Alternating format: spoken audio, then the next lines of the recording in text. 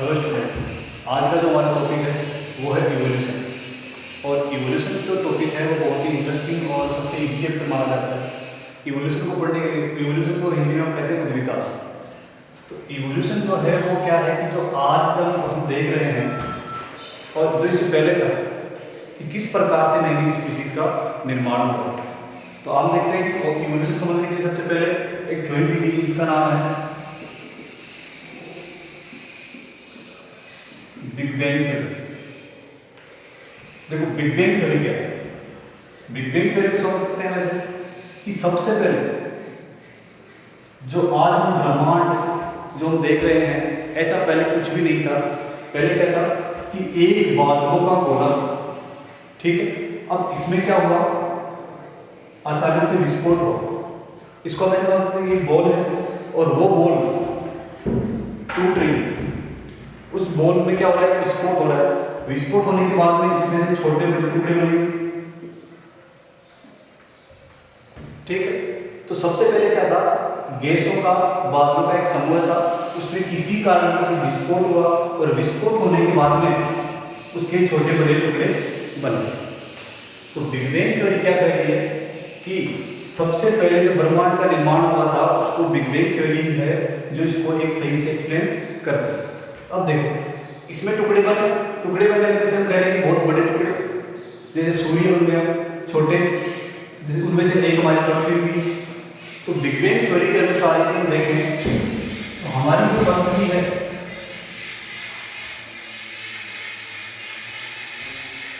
देखो origin of universe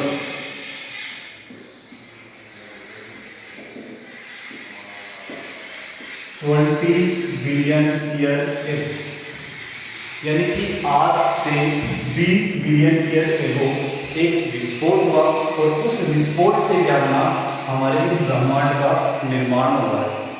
उसके बाद में देखो वो जो विस्फोट हुआ था उस समय का जो वातावरण कैसा था, आज का वातावरण कैसा है, उस वातावरण में और आज वाले में बहुत सारा डिफरेंस। तो इसमें क्या हुआ कि जब पृथ्वी का निर्माण हुआ है या ब्रह्मांड का निर्माण हुआ है वो कब हुआ था, 20 बिलियन ईयर एगो। उसके बाद यदि हम देखते हैं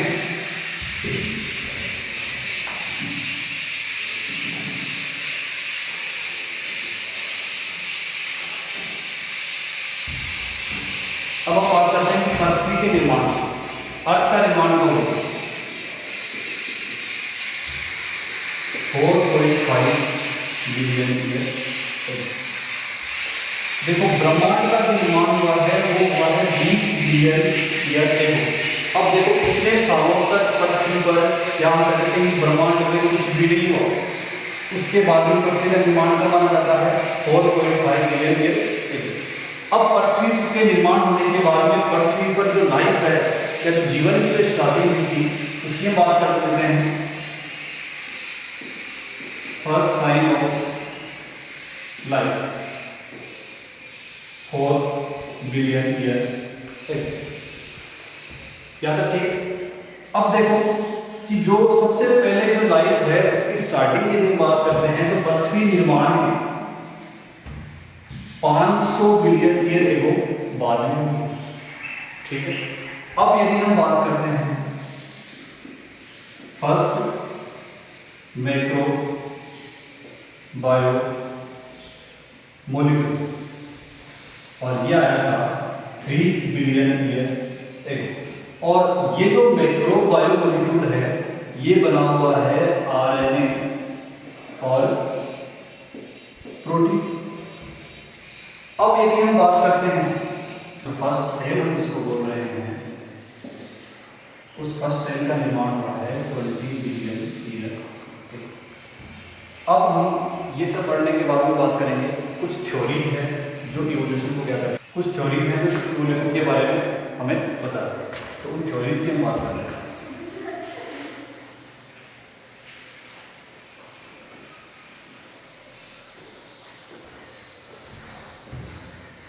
नंबर 1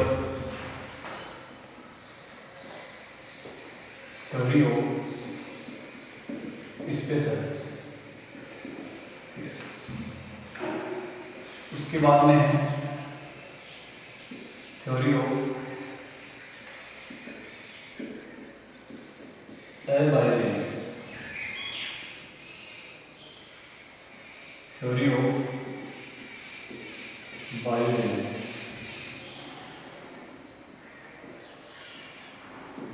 कॉस्मोलॉजिक थ्योरी, और लास्ट है ओपेरियन एंड हार्डिंग। देखो,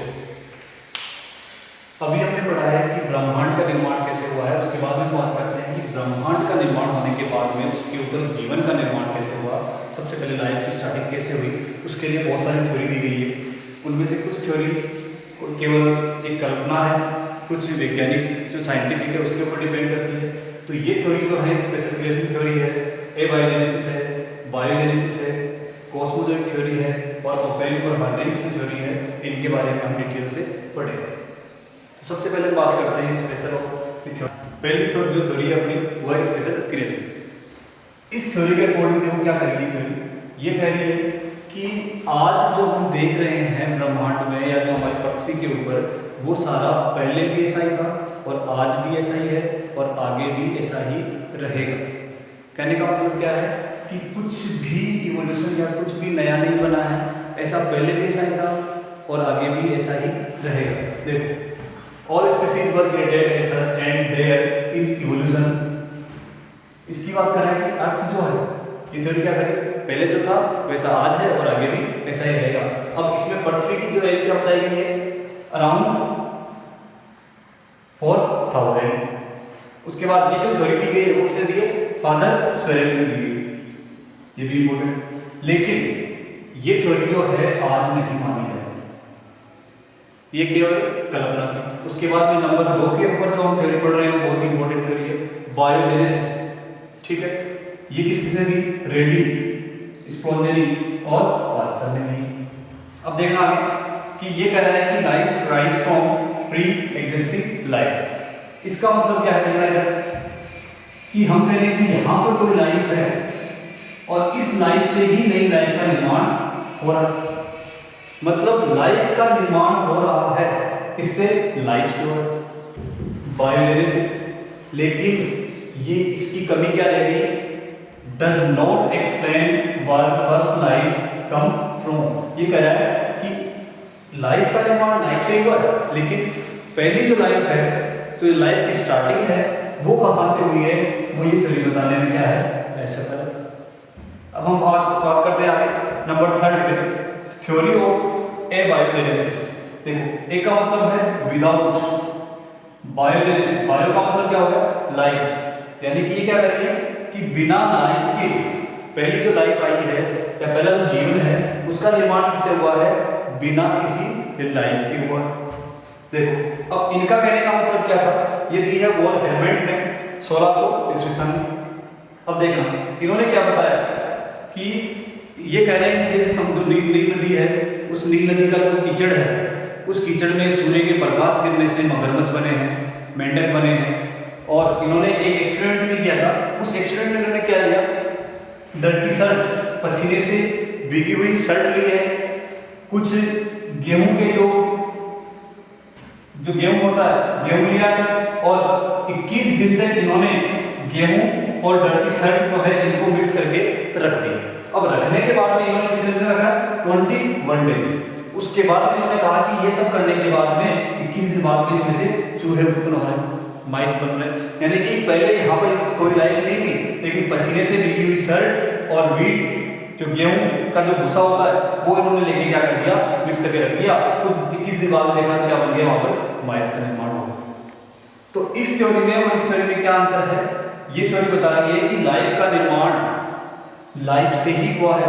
लेकिन ये बात सच है, हम मानते हैं कि लाइफ का निर्माण लाइफ से ही हो रहा है, लेकिन हमारे पास सवाल ये है कि जब सबसे पहले जो इस पृथ्वी पर जीवन आया था, तो जो पहली जो लाइफ है, फर्स्ट जो लाइफ है, वो कहाँ से आई, वो ये थ्योरी नहीं बता पा रही है, ये इसकी कमी है। उसके बाद में एबायोजेनेसिस, ये सही भी कह रहा है क्या कि बिना लाइफ के सबसे पहले जो लाइफ आई थी वो विदाउट लाइफ है। इसके बाद में जो 4 नंबर की थ्योरी वो है कॉस्मोलॉजिक थ्योरी। और कॉस्मोलॉजिक थ्योरी है वो क्या बता रही है, कॉस्मोलॉजिक थ्योरी के अकॉर्डिंग कि पूरे ब्रह्मांड में जब इस लाइफ एक लाइफ हमारे पास जनरेट हो सकती है, ऐसा वातावरण सब जगह हो गया पूरे ब्रह्मांड में। उस समय क्या हुआ कि ब्रह्मांड से जो बीज होते हैं स्पोर, कॉस्मोस है एक स्पोर परिगणन के द्वारा बताया गया है कि जब कौन से ब्रह्मांड से स्पोर का क्या बौछार हुई या बरसात हुई और जहां पर लाइफ के बनने का जनरेट होने का जो इन्वायरमेंट वातावरण था वो बात जहाँ पर जो भी गिरे वो वहाँ पर जनरेट हो गए, और जहाँ पर ऐसा वातावरण नहीं है कि यहाँ लाइफ सर्वाइव नहीं कर पाएगी वहाँ पर लाइफ नहीं है। ठीक है बच्चों, यहाँ तक का ठीक है। अब हम बात कर लेते हैं कॉस्मोलॉजिक थ्योरी। अब बात कर लेते हैं कॉस्मोलॉजिक थ्योरी की। देखो कॉस्मोलॉजिक थ्योरी के बारे में अभी मैंने आपको बताया कि life come from outer space in form of resistant spore, यानी कि लाइफ का जो निर्माण हुआ है वो स्पोर के रूप में पृथ्वी पर आया है। अब बात कर लेते हैं इन्होंने जो स्पोर को बताया है उस स्पोर का नाम यहाँ पर दिया है पेरिस्पर्मियम। पेरिस्पर्मियम क्या है? Life exist at A number of planets या प्लेसेस थ्रू आउट यूनिवर्स, यानी कि यूनिवर्स से कुछ स्पोर जिनको हम क्या कह रहे हैं पेरिस्पर्मियम, और ये पेरिस्पर्मियम एक बरसात के रूप में बौछार के रूप में पृथ्वी पर और जो अन्य प्लैनेट या प्लेसेस हैं वहां पर गिरे, और वहां पर जहां पर लाइफ का निर्माण हो सकता है या लाइफ सर्वाइव कर सकता है वहां पर क्या हुआ कि ये अंकुरित हुए, जर्मिनेट हुए या इन्होंने अपनी ग्रोथ करी, और जहां पर नहीं हो सकता है वहां पर ये स्पोर क्या हो गए, डेड हो गए, वहीं पर नष्ट हो गए। और उनमें से जहां लाइफ सर्वाइव हुई है उनमें से एक हमारी पृथ्वी भी है। अभी जो हमने पढ़ी है एबायोजेनेसिस थ्योरी, उस एबायोजेनेसिस थ्योरी को सिद्ध करने के लिए जो लुईस पास्चर थे उन्होंने एक एक्सपेरिमेंट किया जिसका नाम है स्वान लेक एक्सपेरिमेंट। यानी कि स्वान लेक एक्सपेरिमेंट क्या है कि इन्होंने एक जो प्लास ले रखा है उस प्लास का मुंह कैसा है, स्वान, हंस जो होता है उसकी गर्दन के जैसा इसका मुंह लिया है। अब इन्होंने क्या किया कि इस प्लास के अंदर क्या भर दिया, ईस्ट भर दिया और पानी भर दिया। ईस्ट और पानी भरने के बाद में इन्होंने क्या किया, इसको बॉयल किया। देखो बॉयल करने के बाद में इसमें क्या किया गया है, कुछ समय तक बॉयल करने के बाद इसको रख दिया, उसको क्या गया, इंतजार किया।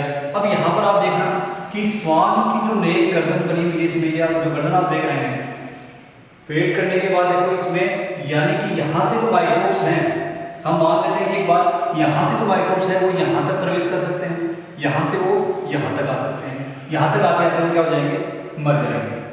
तो इसके अंदर जो इन्होंने ले रखा है ईस्ट और पानी, ये ऐसा का ऐसा ही मिला, कुछ समय बाद भी इसमें कोई ग्रोथ नहीं हुई। क्यों? क्योंकि इसमें इन्होंने ये डिस्कस निकाला कि यहाँ से जो माइक्रोब्स एंटर कर रहे हैं वो यहाँ पर आकर और यहाँ से यहाँ तक ही सर्वाइव कर पाते हैं, उसके बाद में वो क्या हो जाते हैं, मर जाते हैं। अब इन्होंने इसी के साथ जो दूसरा एक्सपेरिमेंट किया था उन्होंने क्या लिया, वही प्लास ली है, वही उसकी गर्दन और ईस्ट और पानी इसके अंदर भर दिया, बॉयल किया। लेकिन अब इन्होंने क्या कर दिया कि यहाँ से इसकी जो गर्दन है इसको यहाँ से तोड़ दिया। ऐसे तोड़ने के बाद में क्या किया कि ये यहाँ से डायरेक्ट क्या हो गया, ओपन हो गया, खुला हो गया। तो अब देखो इसके अंदर ये क्या भरा हुआ है, ईस्ट और पानी भरा हुआ। अब इन्होंने इसको क्या किया, गर्म किया। गर्म करने के बाद में कुछ समय इसको खुला छोड़ दिया, और खुला छोड़ने के बाद उन्होंने देखा कि इसके अंदर डायरेक्ट ये वातावरण से संपर्क में है। तो यहाँ पर इसमें इन्होंने जब इसको टेस्ट किया तो यहाँ पर माइक्रोबियल ग्रोथ यहाँ पर पाई। तो इससे क्या हो रहा है कि यहाँ कोई लाइफ नहीं थी, लेकिन यहाँ पर माइक्रोब्स की ग्रोथ पाई गई है। कैसे कि बाहर लाइफ आने पर ही यहाँ पर कोई नई लाइफ बनी है। जबकि आप यहाँ देख सकते हो कि यही वाला मैटर यहाँ पड़ा हुआ है, लेकिन यहाँ पर कोई भी माइक्रोब अंदर नहीं आ पाया, इसलिए यहाँ पर कोई ग्रोथ नहीं। इस थ्योरी को है ओपेरिट हार्डेन थ्योरी, और इस थ्योरी के अकॉर्डिंग क्या कहा गया है कि सबसे पहले जो लाइफ है उसका निर्माण हुआ है एबायोजेनेसिस के द्वारा, और एबायोजेनेसिस के द्वारा होने के बाद में क्या हुआ है, बायोजेनेसिस। जैसे हमने लिखा है कि एबायोजेनेसिस फर्स्ट, बायोजेनेसिस देयर आफ्टर। यानी कि जो दोनों थ्योरी हमने जो पढ़ी है कि बायोजेनेसिस, एबायोजेनेसिस और बायोजेनेसिस, वो दोनों सही है। कैसे? ओपेरिट और हार्डेन थ्योरी जो है वो दोनों को सही करती है। कैसे कि एबायोजेनेसिस फर्स्ट, सबसे पहले क्या हुआ, एबायोजेनेसिस, और उसके बाद में बायोजेनेसिस। यानी कि हम कह सकते हैं कि life first arise from non living matter. एक बार लाइफ का निर्माण किससे हुआ है, नॉन लिविंग मैटर से हुआ, और नॉन लिविंग मैटर से होने के बाद में क्या हुआ, the life arise from previous life. उसके बाद में हमने क्या कहा था बायोजेनेसिस के अंदर कि बायोजेनेसिस में पढ़ा है कि लाइफ का निर्माण लाइफ से ही हुआ है। तो ये भी क्या कह रहा है, the life arise from previous life. जबकि हमने कहा था कि सबसे पहले जो पृथ्वी पर लाइफ का निर्माण हुआ है वो किससे हुआ है, नॉन लिविंग मैटर से हुआ है। तो बायोलॉजी भी वही कहती है। तो ओपेरिन और हार्डिन की जो थ्योरी है उसने संयुक्त रूप से क्या कहा है कि पृथ्वी के ऊपर लाइफ का जो निर्माण हुआ है, जीवन की जो उत्पत्ति हुई है, वो सबसे पहले नॉन लिविंग मैटर से हुई थी। और नॉन लिविंग मैटर से जब एक बार लाइफ का निर्माण हो गया उसके बाद में क्या हुआ, उसी से नई लाइफ का निर्माण होने लग गया। अब ऐसा संभव कैसे है? देखो, जब पृथ्वी बनी तो पृथ्वी गोल तो थी, यानी कि पृथ्वी जो सतह है वो एकदम समतल तो है, उबड़ खाबड़ है, और उसमें कहीं कहीं पर वोल्केनोज हैं, कहीं कहीं पर बहुत गहरे खड्डे हैं, और कहीं कहीं पर बड़े बड़े पहाड़ बन गए थे पृथ्वी निर्माण के दौरान। ये क्या है, वोल्केनोज।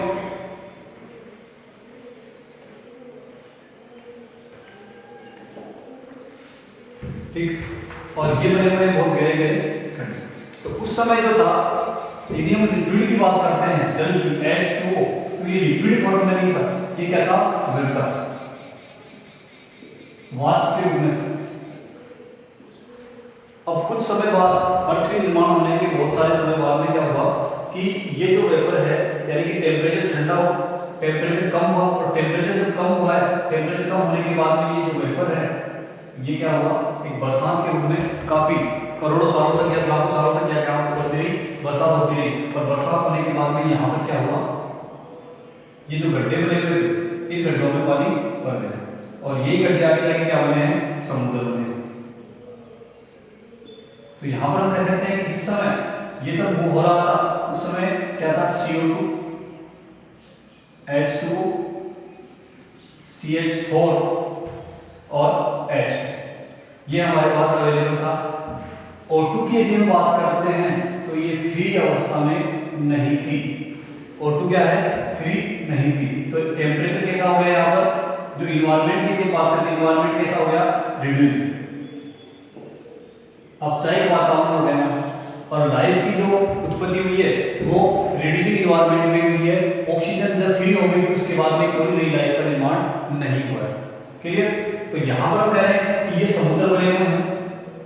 अब इसको समझने के लिए क्या करते हैं, देख रहे हैं कि हमारे पास में स्टार्टिंग क्या था, CO2, H2, CH4 और NH3, अमोनिया। अब देखो लाइटिंग कहाँ से है, ये वोल्केनोज जो ज्वालामुखी है उनकी लाइटिंग, जो लाइट है प्रकाश आए, लाइटिंग वोल्केनोज से आ रही है। अब देखो समुद्र के अंदर, यहाँ जो कह रहे हैं इसके अंदर क्या हुआ कि इन सब के मिश्रण से मिक्सर क्या बना, फर्स्ट बायोमोलिक्यूल बना, फर्स्ट बायोमोलिक्यूल बना। और फर्स्ट बायोमोलिक्यूल में कौन बनाते हैं, एमिनो एसिड है, न्यूक्लियोटाइड है, फैटी एसिड है और ग्लूकोज बने। इन सब के मिश्रण से फर्स्ट बायोमोलिक्यूल बना जिसमें amino acid, nucleotide, fatty acid, glucose. और इसी को आपने कहा है कि फर्स्ट साइन ऑफ लाइफ, और ये कब आया था, 4 बिलियन ईयर।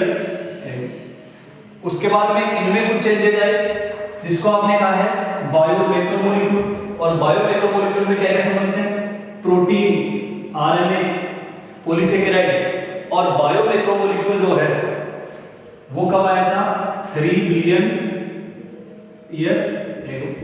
और उसके बाद में जो सबसे पहली जो सेल बनी थी, पहली कोशिका, उसको नाम क्या दिया गया है, प्रोटोबायोन। और ये पहली सेल का निर्माण यहाँ पर हो गया।